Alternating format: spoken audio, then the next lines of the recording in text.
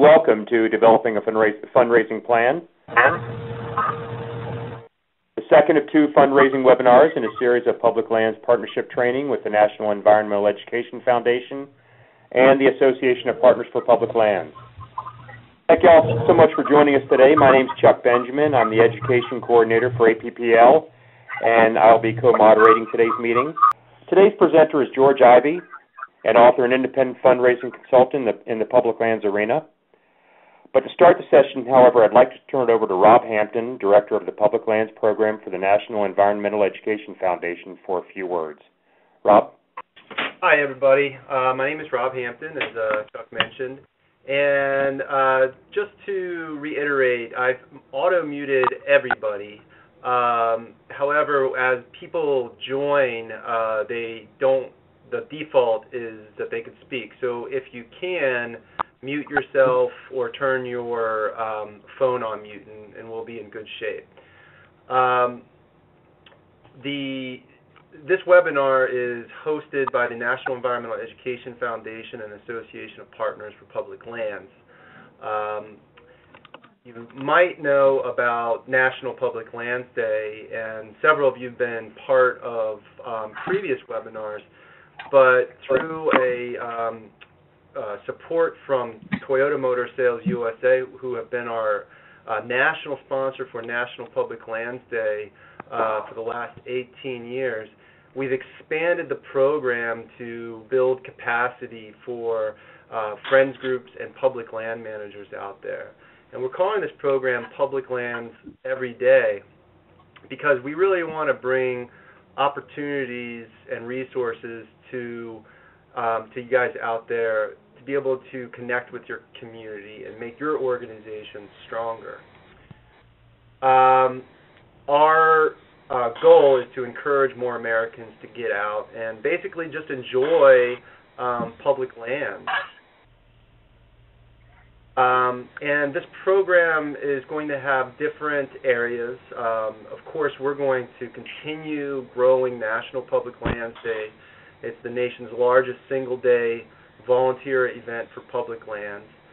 And then right now, we're in the middle of judging our everyday capacity building grants. There's another round that's open right now. So I'm on the webinar, by the way.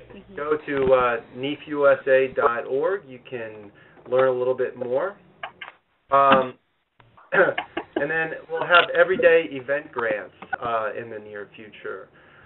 We'll be offering event grants to actually host National Public Lands Day-like projects that year-round, so they don't have to be at the end of September every year.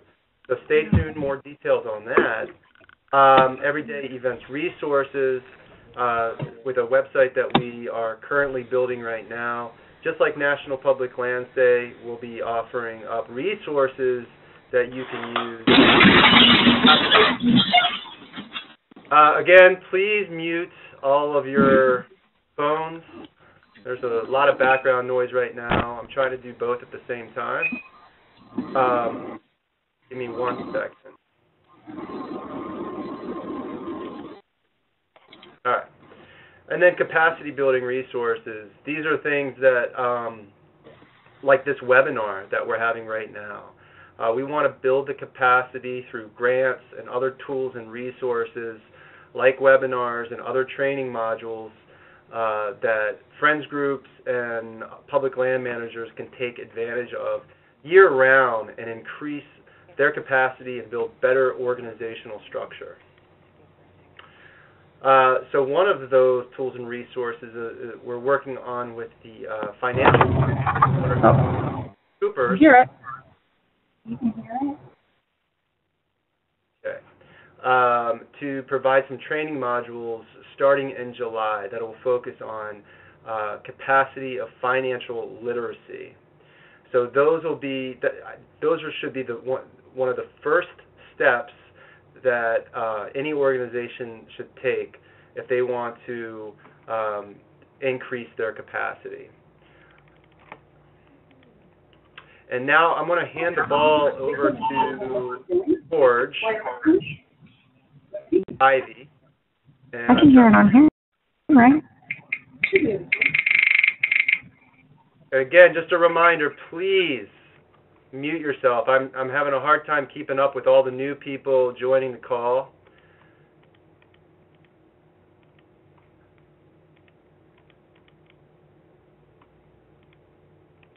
And here's George. I'm going to hand the ball back over to George. There you are. Okay. He's going to talk about developing a fundraising plan. Okay. Thanks, Rob, and welcome everybody to the show today. We're going to be talking about developing a fundraising plan. This does not have to be a scary topic, but it is an important thing to take care of in your organization. So we'll get right to it. What is a fundraising plan? Basically, it is a plan to secure the resources you need to achieve your goals. Definitely focuses on the money side of things rather than the programmatic side of things. You can have a general plan for your whole organization. You can also have a very specific fundraising plan that may be for a specific project or program, like an environmental education program, or a campaign. Could be like an endowment campaign or a capital campaign for a new visitor center or education center, things like that. So why do you need a fundraising plan? There are three images here to kind of illustrate the purposes of a fundraising plan. The first one there in the top left-hand corner is a half-built building. This is probably a good example of a fundraising plan that did not exist or one that wasn't done very well. And it's sort of your worst-case scenario in fundraising, where you have half the money, get half the building built, which is completely useless to your public land partner. Donors get very upset about that. It's really sort of the worst case scenario and is usually a result of people being very enthusiastic about a project but not necessarily planning it through very well. The middle image there is a roadmap, and clearly with a good fundraising plan, we figure out the easiest way from point A to point B with the least number of wrong turns and detours and all of that. And then the last image here is of these stepping stones. And, you can think of each fundraising plan as one of those stones, and if you do that fundraising plan really well the first time, you're going to set yourself up for a better chance of success the next time. So, if education is your main topic, that first stone could be a teacher workshop that you're trying to fund this year.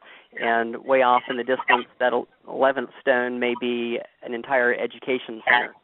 But if you're doing a really good fundraising plan, implementing it well, you're going to have the donor relationships you need to move things forward the next time that you launch your next effort. I would say also for those of you who've just come on, if you can just click that little microphone with a line through it, make sure it's red so that we're not getting background noise from you. That would be helpful. So the content of a fundraising plan, there's basically 7 key pieces of it. Some of them are bigger than others, and they aren't necessarily sequential. They'll all sort of influence each other, so they aren't necessarily numbered here. And we'll go into each of them in detail. But you've got goals and strategies. You always want to figure out sort of what your overall goal is first. The internal assessment is when you look internally to see if you have the staff and systems in place to get where you need to go. Budget is looking at both the income and the expenses. Fundraising is obviously the heart of the matter here, and we'll go into that in depth. Last 3 items on here are small but important. Record keeping, making sure you have good records of each gift, the post-gift communications, thanking the donor and keeping them involved after the gift. And then finally, evaluating your fundraising plan so you can figure out what is working well and what is not working so well. So, goals and strategies. You really want to start with some clear goals. Both those can be for your organization. They may also be for your public lands. Ideally, those meet together so that what your organization is doing is helping your public land. So your goal may be to raise $100,000 for your core operations to keep the lights on and the staff paid every year, or it may be something more specific for your public land, like who knows, a new search and rescue vehicle or something like that. Very important, I think, to make sure that both parties are on the same page in terms of these fundraising needs and understanding them. I've certainly seen cases where public land managers don't necessarily understand this push for operations money. They feel like sometimes someone's taking money away from their park because they don't really understand the need to fundraise for basic staffing. Public land agencies are used to getting a line item appropriation, which may be shrinking these days, but they've never had to fundraise to just pay their basic salary. And so there's sometimes a little bit of education that needs to go on there. But, on the flip side, you have to make sure, if you're enthusiastic about, say, building a backcountry shelter in the park or a national forest or wherever it is, that your public land partner is ready to implement that, because the last thing you really want is getting all that money in 2012 and the backlog of other projects means that it's not going to get built till 2014. That creates some problems with your donors. So it's really important to make sure everyone is on the same page as you start to go forward. I would generally say these goals should be anything from like a 1-year timeline to at most 3 to 5 years for a capital campaign. Once you get beyond that, it's a lot of guesswork and fairly inaccurate. So we wanted to take a moment real quick and just sort of survey all of you to find out what your goals are. And if you can use that chat box, just feel free to share what you're trying to raise money for, if there's some specific project you have in mind, and we can try to keep that in mind as we go forward with the presentation, and Rob will help read off some of those ideas.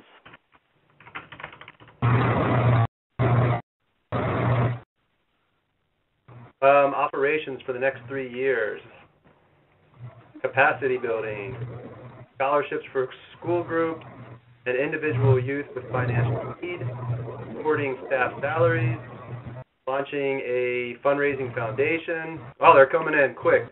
Raising funds for an all-inclusive community playground, special events, ongoing trail maintenance, programming in parks, continuing environmental education programs, adaptive recreation, money for a viewing platform.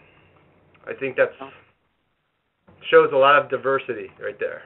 A lot of diversity, a lot of ambition, which is great. Thanks for sharing all those, and if I don't hit on some of those specific issues, we'll have a couple of times for Q&A, and feel free to ask a specific question then if I sort of skip things over. So the goals and strategies, all of you clearly have some nice goals there. The next step is to break that down into some more specific strategies. And I would say, again, these are fundraising strategies, not the programmatic strategies. So if we go back to this example of a teacher workshop, your strategies in the fundraising plan aren't how to recruit teachers for that workshop. That's a programmatic activity. Your strategy, for this particular effort would be, where am I going to get the money for that teacher workshop? So just sort of make sure your strategies are focused on the fundraising side of things. Basically 3 questions to sort of break it down to, what are you going to do, when, and who will do it. Briefly, the when, if you may be looking at grants to fund your work, a lot of those grant cycles can take 3 to 6 months at least. You need to make sure you're getting started on the grant seeking at least 6 months out, maybe more. The when, another issue of the when is sort of make sure if you're doing a special fundraising event, it's not the same time as National Public Lands Day or some other thing like that. The who, is this your executive director doing it, your director of development, your board, all of the above? Really think through who is responsible for what tasks, and we'll get to some of those other tasks a little bit later in the presentation. So an internal assessment, you've got your goals and your basic strategies in place. Now you need to figure out what you have internally and what you don't have internally. Some of the basics here, you need to have a clear mission statement, a clear case statement for the project. You need to have an adequate donor base, and we'll get into what is adequate a little bit later on. But some of that you'll know pretty quickly if you only have 100 donors and you want to do a $10 million project. unless those are 100 really wealthy donors, you may not be where you need to be just in terms of a solid donor base. Board and volunteer support. Hopefully your board is making leadership gifts or helping secure those leadership gifts. The staffing, that's a question of whether you have the staff with the right expertise. If you're launching a membership program, that's a little different than a planned giving program. It may take different sort of staff, different sort of skills, different sort of training. It may be you have the right people, but they need a little bit of training. So you need to work that training into your budget and into your plan. The office systems, as if you're a small group, you don't need a really sophisticated donor database, but as you grow bigger, that's something you'll need, and at some point you may need to work that into your plans. How are you going to start paying for Blackbaud, Razor's Edge, or Donor Perfect, stuff like that. In some cases, if you're doing a really honest assessment of your organization, you may figure out that you're just not quite ready and you need to scale back. Or, again, it may be a smaller sort of tweaking of your goals and strategies to say, okay, yeah, we need to bring on a grant proposal writer for 6 months, or we need to hire another development officer to make sure we can make enough calls on the major donors. So just really be honest. It's great to be ambitious, but also have to be realistic at the same time. So on the budget, we're looking at both expenses and income. Obviously, your fundraising goal is sort of the main item there, but you're going to have some other expenses in there. If you're working on unrestricted funds or core operations, annual fund, things like that, you're going to have some guidance from last year in terms of revenue and expenses, and you should be able to use that. Other projects may not be so clear because they're brand new and it involves a little bit of guesswork. In that case, maybe you can at least see other education projects you've done, if it's a new education project, things like that. Include the fundraising costs, in this. So that could be the promotional materials, brochures and other things going out to donors. It could be donor recognition items if you're giving away anything from T-shirts to plaques, things like that. It could be existing or new staff expenses. It tends to be that when people look at a fundraising campaign, they ignore staff cost entirely, and I think that's sort of a mistake. You don't necessarily have to relate every single cost back to every single specific project, but it's good to at least think through how many hours a week is this going to take, and do you really have the capacity for that? Again, it could be a training cost or something like that. It could be that new donor database software. The other key issue is, if this is a one-time project, great, you can get the money, one campaign, and you're set. If it's a capital campaign, go ahead and think through what is it going to cost to maintain that building every year, to capitalize the improvements over time of a new roof in 10 or 20 years and things like that. Just sort of think through all of that. Are you going to be able to sustain those ongoing costs?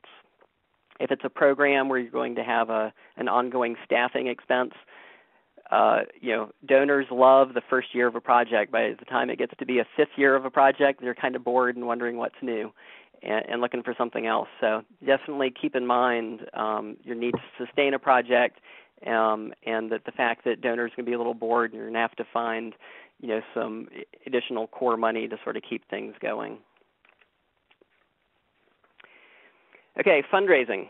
This is, of course, the key to the fundraising plan. Every project is going to be a little different, so every fundraising plan will be different even within an organization.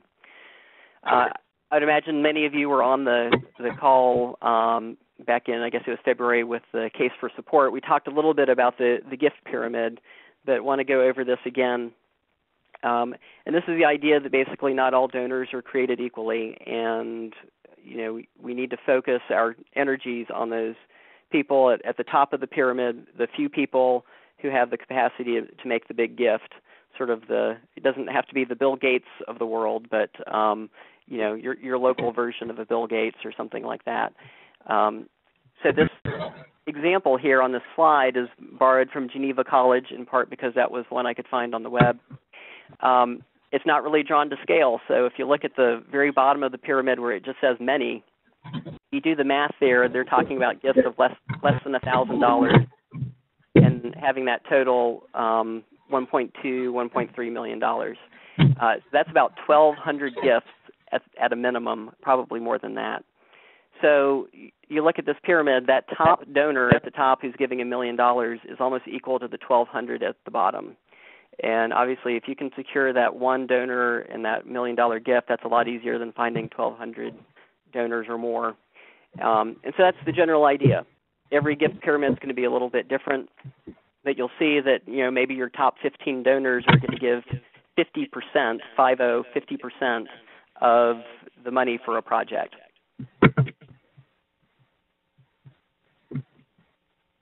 I did find a little online tool there. Y'all may want to write that down or click on it, but of course don't leave our show here.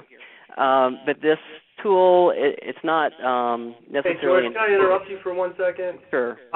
Alice and Bradley, would you mind just muting yourself or turning your volume off? You have unmute all kryptonite or something. I can't mute you.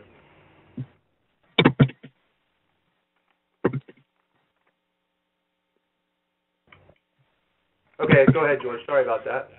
That's okay. So you can use this little online tool. You may have to go through it a couple times to get a feel for it, but it'll give you a sense. You can put in different gift levels, numbers of donors, things like that, and at least start getting some sense of where you need your donors to be coming from, which categories, and things like that. So I'd say, as a general rule, try to identify 3 to 4 donors for every gift you need, especially at those high levels, because not everyone's going to say yes. Ideally, they would, but chances are they aren't. So, if you think you need 5 gifts of $1,000, you may need to identify 15 or 20 donors capable of that level of giving. Obviously, start with your current and recent donors. Those are the people most likely to give to you.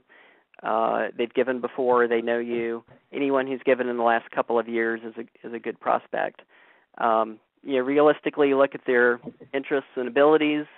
In terms of abilities, if you got a great gift from a developer 4 years ago, chances are they aren't going to be in a position to give quite as much these days.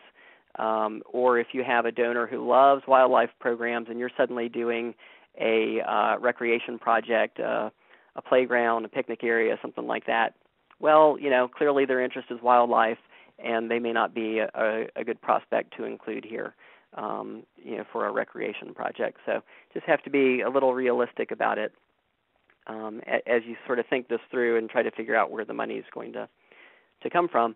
And then, if your current donor base isn't showing enough potential, you're going to have to look more at other donors, and we'll go into that. So possible donor categories. You've got individuals.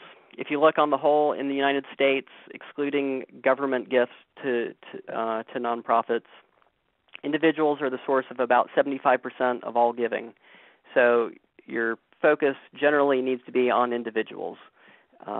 Businesses and foundations, overall about 7 or 8%. A lot of businesses love to be associated with these public lands. They know that they're very popular.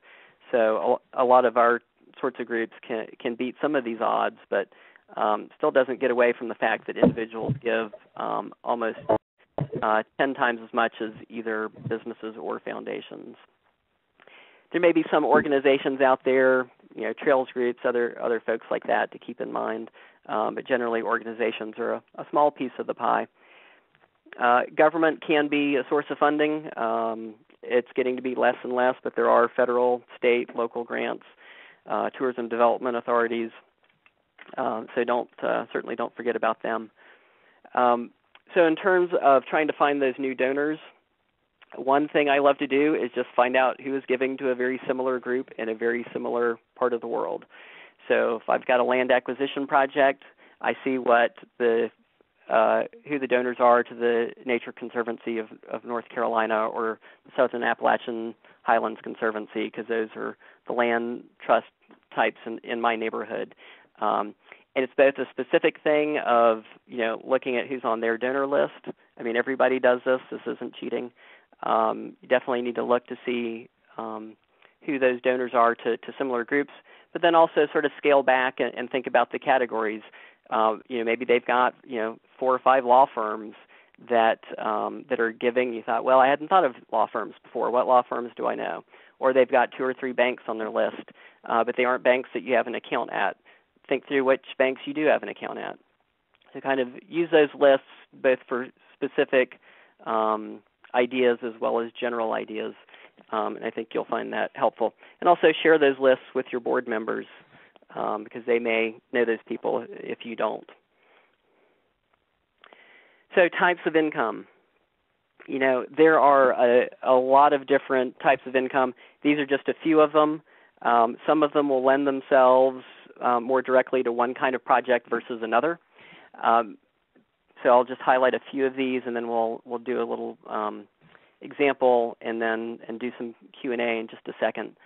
So major gifts, again, I'd say for every single project, whatever you're doing, if it's operations, if it's a land project, education, recreation, you've got to have major gifts as a focus, that top of the pyramid, finding the leaders who will support those projects. Grants tend to be project-specific rather than unrestricted, though there are exceptions. Membership gifts, as we'll talk about in a second, are a great source of unrestricted funding year in and year out. Getting down to something like planned giving and bequests, on average, if someone says, yes, I'm going to give you $10,000 in my will, they've done studies, and on average that person will not die for 8 years. So that is a long-term gift. It's not going to solve your operations money this year, but if you're building an endowment for general operations, things like that, that's a good place to tie the bequests and planned giving in. And also it tends to be sort of windfalls, and so especially a small organization, you may get $25,000 one year and nothing for 3 years. So planned giving is definitely something to tie into sort of your unrestricted endowments and things like that, is sort of a lasting gift, which I think is in keeping with memorial gifts and bequests from their very nature. Some of these other things will apply to some groups and not to others. Entrance fees, merchandise. I've seen a lot of groups spend more time on merchandise than they get money out of it. Both special events and merchandise can be more sort of a friend-raising effort than a fundraising effort, and just, I think, be clear on what you're trying to do there. The fees for service, that can be tours, behind-the-scene tours, things like that, probably are not going to be major sources of money, but again, can be a way to cultivate those donors and build those relationships, and you may just have to view them as friend raisers rather than fundraisers. Internal investments, get to that in just a second, and miscellaneous. I mean, there's building space rental. There's lots of other things that are out there. Cause-related marketing, lots of different things. The important thing from all of this effort is trying to figure out, what donors or what kinds of donors are you going to pursue, and what types of gifts are you going to pursue. So we'll run through an example with unrestricted funds, and then we'll open it up for some questions before we get to the other elements of the plan. So I don't know an organization that doesn't need unrestricted money. So hopefully this example will be relevant to all of you. So again, memberships. Membership money is great. It's almost always unrestricted. And it's coming in year after year after year, and you need money year after year after year. So memberships are always a core of an unrestricted funding campaign or operational campaign. Special giving societies, this is can be a subset of your memberships, but think about, how about if donors give $1,000 a year, they are named in some special category, and they get a special listing in the newsletter and on the website, and maybe get a special report from the chairman of the board twice a year. a little bit of special attention for having those leadership gifts. And again, if you can get a $1,000 gift from someone, that's a lot easier than trying to find 40 people to give $25 each. So that's a way to sort of work in some of the major donor money. Investments and endowments, if your cash flow allows it and you seem to have a lot of money just sitting in an interest-free checking account, at least look at a low-paying CD, but you may also be able to look at a community foundation that's going to spin off that money at 4 or 5% a year rather than a fraction of a percent. So that's an important piece to keep in mind.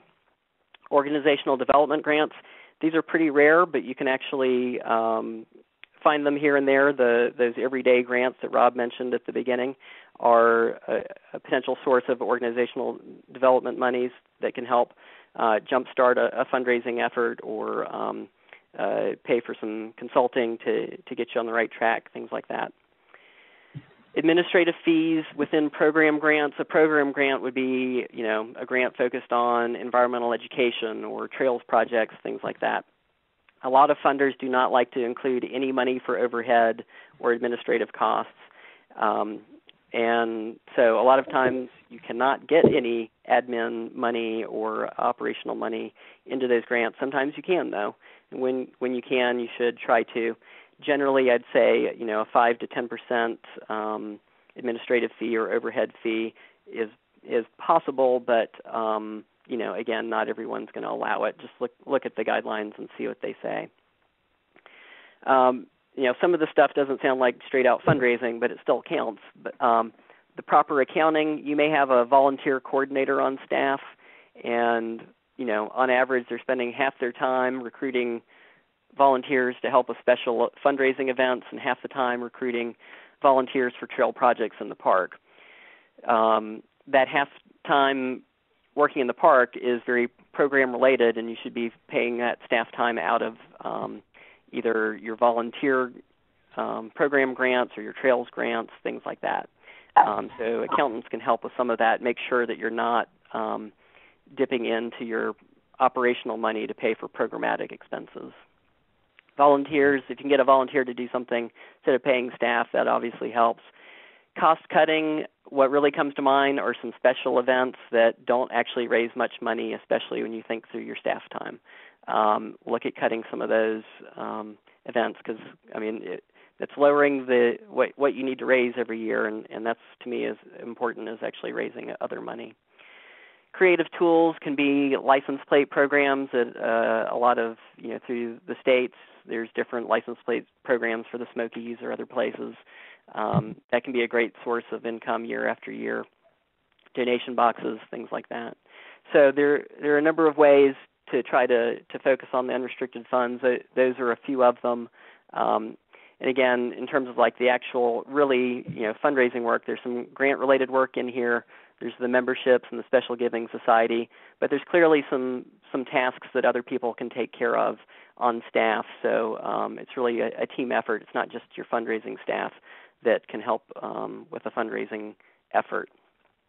So this is a great time to pause and see if y'all have questions. That's a lot of information to go through, and just want to see what questions you might have.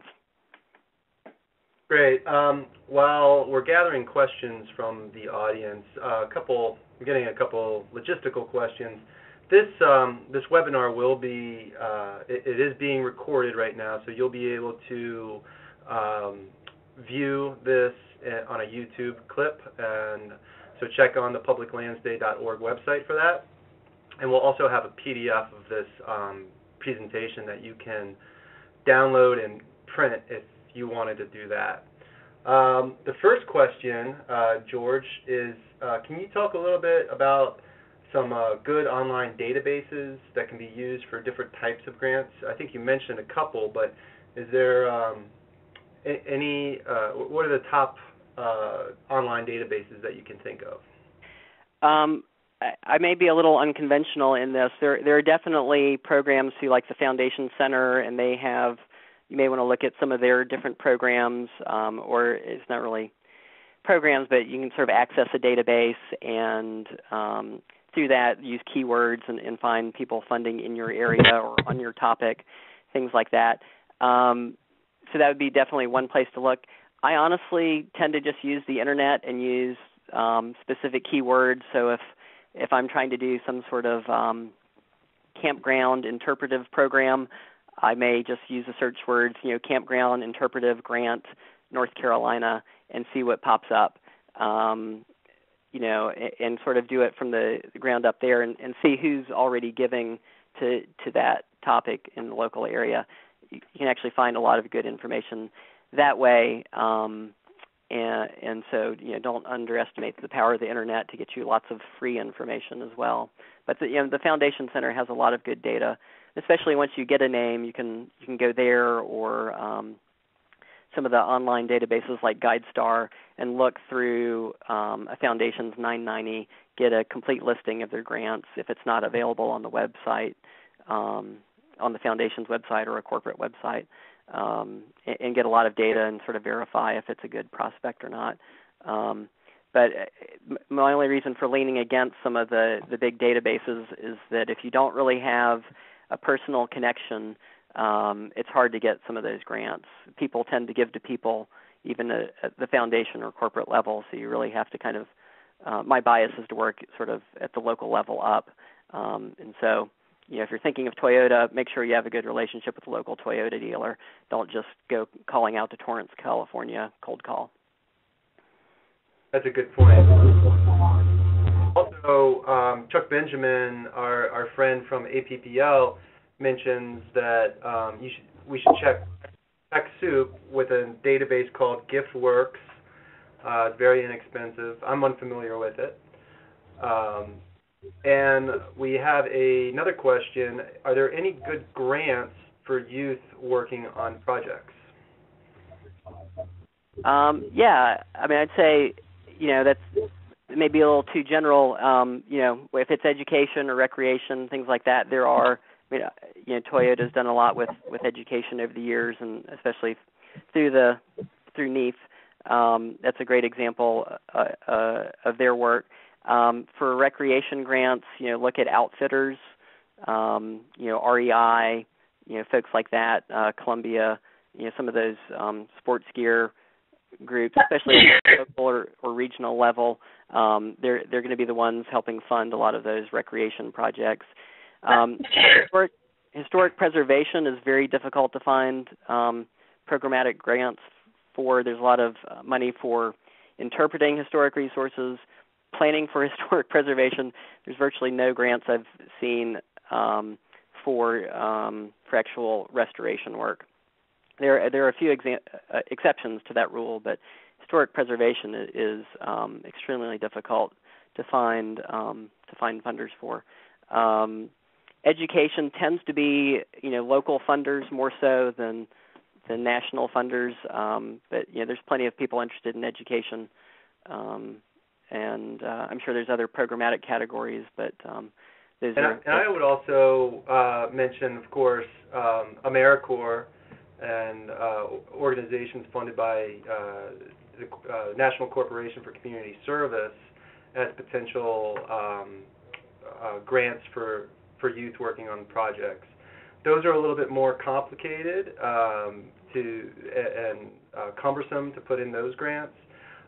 You could also look, if you're looking to bring in youth working on projects, check out the SCA. I know that they're looking to expand their horizons to work with state and local organizations as well as federal organizations. And then the Core Network might be also a great organization to check in to find some potential opportunities also. Yeah, those are all great examples. I have another question from one of our participants. Do you have a copy or resources that we can view a sample of a good fundraising plan? I don't, but some of that may be related to a best practice later, is that they should not be shared publicly. So I've worked on them, but I wouldn't necessarily have permission from my clients to just share them because they tend to have a lot of very specific detail about specific donors. It's very difficult to share them with people to say, okay,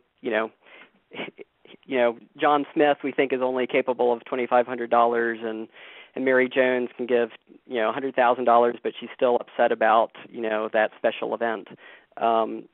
Some of these plans have a lot of very specific information in them, and so you don't tend to see the examples unless they're so generalized that they may not be terribly. And she follows up asking for a template, and I think the answer to this question is what you talked about with the specificity. It's a lot like when you're looking for a job. You don't want to write the same cover letter or resume for every job. It really has to be specific for the funder that you're requesting it from.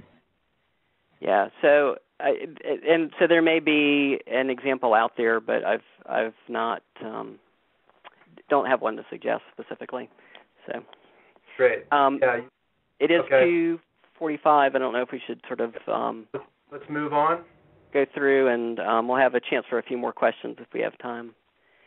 So these last two or three things are not terribly complicated. Shouldn't be you don't need to dedicate 10 pages of writing to this in a campaign or a campaign plan or fundraising plan. But record keeping, you've got to have good data. That's important for the specific relationship with the donor, making sure that you've thanked them for the right amount of gift for the right purpose. And also for long term, so 5 years from now you're doing another education project, you can look back and see, okay, here are my top 100 donors to education. Program evaluation, if you have good data, you can look and see, okay, we did 5 year-end appeals. The one that related to land acquisition had a response rate twice as good as any other. That tells you something that your donors are really interested in land acquisition. So record keeping, if you're a small organization, at least copy everything that's coming in so that you've got a copy of the checks, any correspondence, whatever else you need. Don't lose that information because sometimes you need to go back to it. As you become a bigger organization, you definitely need to be looking at a database like Razor's Edge from Blackbaud or something like that can cost you several $1,000s a year to have and maintain, and then there's training as well. But as you become bigger, you probably need it. So in terms of the records, at the very least, you sort of you need your names and addresses, the gift amount, gift date, and gift intent. Sometimes someone may summarize in a database backcountry projects, but they're really putting several things in. That could be trails, it could be backcountry shelters, things like that. And so sometimes it gets a little confusing if you have to switch gears for some reason, or there's an emergency in the park and you're seeing where you can shift funds, things like that. So definitely want to keep track of that sort of data. And then make sure you've got the staff to do this. Who's doing the data entry? Who's going to keep track of that information? Just one last point there. Track your in-kind gifts, whether that's volunteer time, services, things like that. That counts to me just as much as money. So post-gift communication. Yes, you're still wrapping up the implementation of your current fundraising plan, but this is also where you start to set the stage for your next fundraising effort. At the very least, you have to have an accurate and quick response to say, hey, thank you, Bill, for that $1,000 gift for our new playground project. That is the very minimum, and especially if it's over $250, it's required by the IRS. The donor listings, especially for your higher dollar donors, you may also need to do listings in your newsletters, website, other places like that, plaques occasionally. And then project updates. This is a great thing to do because very few organizations bother to update their donors. So let's say you're doing a Trails Endowment effort, and it's a several-year effort, go ahead and send out an update and say, here's how much we've raised and here's some of the great things we've done with this money so far. You don't have to ask for more money. It's just showing them that you value their gift, that you still remember that they gave, and that you want to show that you're getting good results with their money. I've seen mailings like that without asking for any money still result in gifts of $1,000, $10,000, $50,000. Those aren't, common, but they will happen because, again, not too many people bother to do that follow-up, or a scholarship fund. You've done that scholarship fund. You raised the money 2 years ago. You could easily give out more scholarships if you had more money. So send out an update to the donors who gave the first time and say, here's a great story of Amanda. She, was raised in a troubled home, got the scholarship. Now she's headed off to college. Thanks for making this possible. I bet you'll see more donations come in. So definitely keep your donors involved after the gift. And again, make sure someone is assigned to do these thank you letters, the donor listings, the project updates. Keep that in mind. Evaluation, this does not have to be a long, drawn-out sort of piece of your fundraising plan. Mid-course corrections, this is usually crisis-driven. Your executive director has quit. A major donor is reneged on their $1 million gift, things like that. You've got to really see really quickly, can you recover? Occasionally you get positive surprises, so maybe you can, expand that visitor center project or do something else. But either way, if there's a major change mid-course, don't just sort of say, we'll figure it out somehow. Go ahead and figure it out. So final analysis at the end, think through what worked, what didn't. Was there one event that raised more money or less? Things like that. Keep that in mind so that you've got that all together. So those are the 7 basic steps. And again, every plan is going to be a little different even within an organization. These don't have to be really complicated. But the important thing is that you just really think through where is this money going to come from to make sure that we get to where we need to go. For a small project, it could be a half a page. And it could be, just your donor prospect list, things like that. Bigger projects, capital campaigns, it's going to be a longer list of prospects and progress. So brief is better. Don't create a plan that's so long that no one ever bothers to look at it. I love to have stuff that's summarized in a page or less, have it, posted above my desk, and I can just refer to it very quickly to remind me what I should be doing when I'm playing solitaire. Keep it internal. Again, you should have a lot of detail on these donors, and so this isn't information you really want spread widely. Staff time is an expense, so if you have a special event, track that time, and you'll probably find that special event isn't providing the money that you think it is. But some special events do great. Diversify all the time whenever you can. Don't rely on just one donor. It's great if someone has bankrolled the first 3 years of a project. Start thinking through year 4, where is the money going to come from? And make sure you're not relying on just that one donor. So those are just some quick best practices, and sort of just keep going back to those 7 basic elements, especially with the fundraising and trying to figure out where the money is going to come from. And then the other pieces will sort of flow to that and from that. So it doesn't have to be complicated, but the important thing is to do it so you don't end up with a half-finished building and a lot of upset partners and donors. So that's pretty much it, and we can just have time for a little more Q&A. Yeah, hey, so if there's any more questions, you know what to do. Type them into the chat box, and I'll get them to George. Nothing, we don't have anything right now, but a comment from what we were talking about earlier on databases to track fundraising efforts. One of the participants mentioned that there's a free nonprofit version of keeping track of fundraising efforts called Salesforce. So everybody can check that out. And we're not going to go back to previous slides right now, but you can check all the slides out. We're going to upload the PDF hopefully later today and on the publiclandsday.org website. So, last call for questions before we're moving on. Okay, George? No questions? Okay. Well, then I'll let you take back over. Great. So thank you, everybody. Especially thank you to George for giving us that excellent presentation on fundraising. And this concludes our fundraising discussion webinar series with APPL for this year. But you can always come back and check, like I mentioned, on the website. Always download the PDFs and actually view the webinars as well. We will have a couple of upcoming webinars. In fact, they're going to be presented a little differently through an interactive training module, and we're working with PricewaterhouseCoopers to do this.